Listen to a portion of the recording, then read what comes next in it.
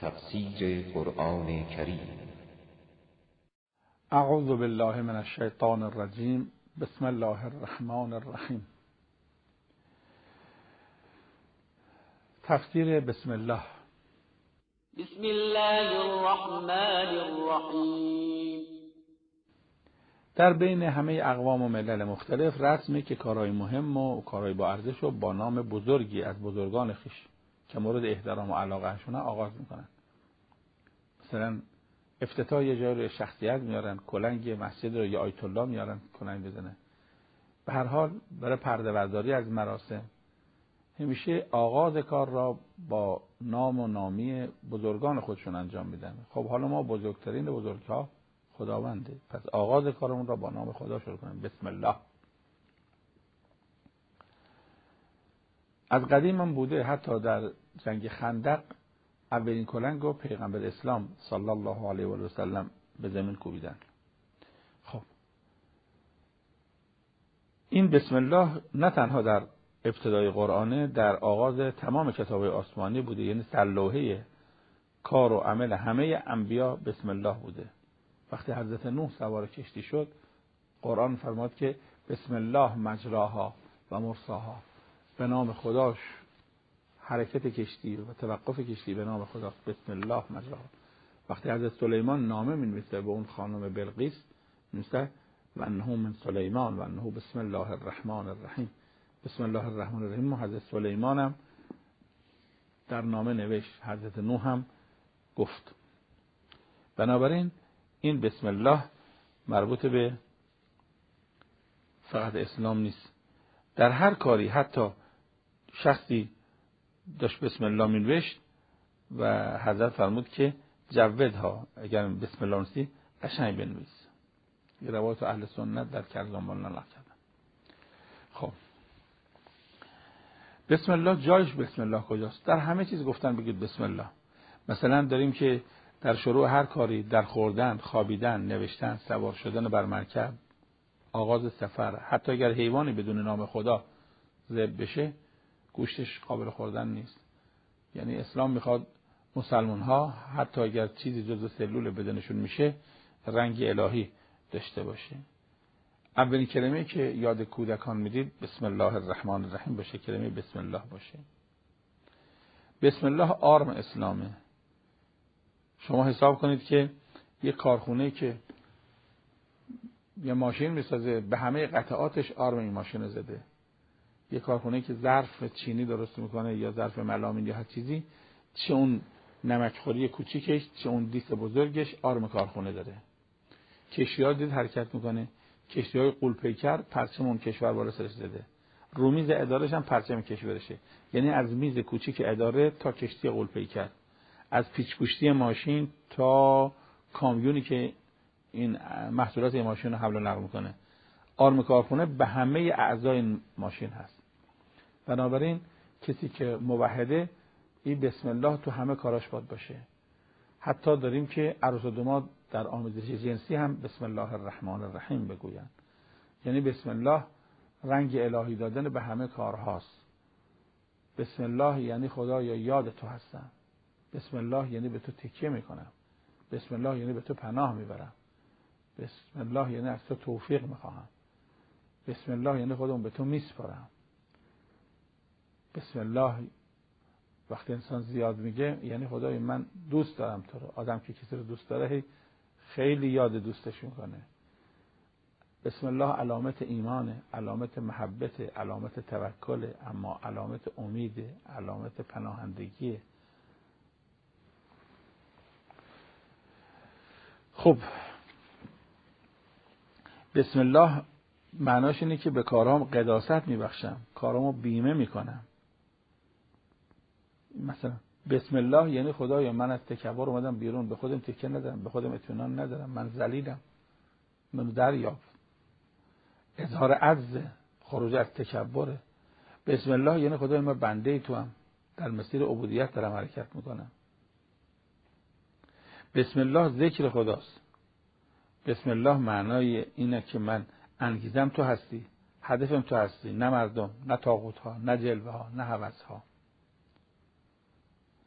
امام رضا علیه السلام فرمود بسم الله به اسم اعظم الهی از سیاهی چشم به سفیدی آن نزدیکتره. خب بسم الله رمز توحیده، رمز بقا و دوامه.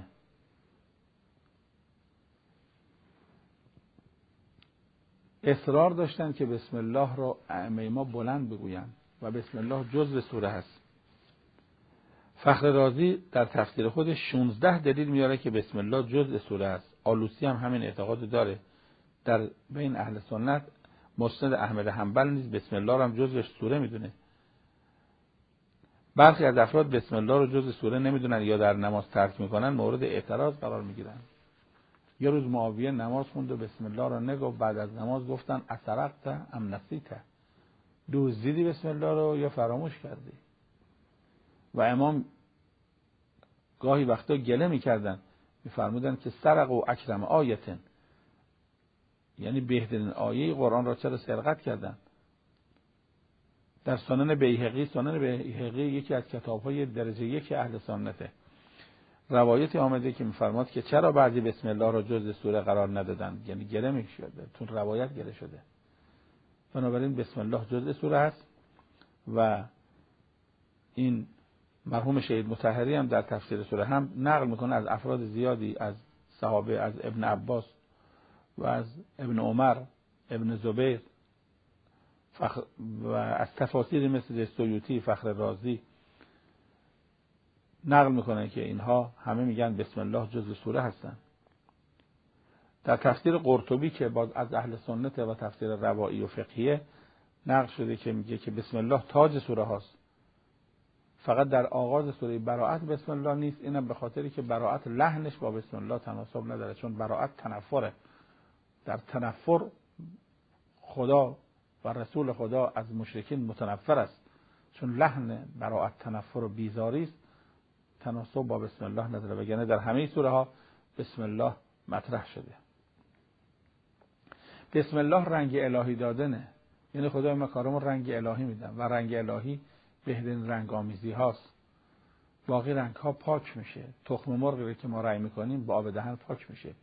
دم طاووسی که خدا رنگ کرده هر چم شیرینی بگیری آب بهش بریزی پاک نمیشه.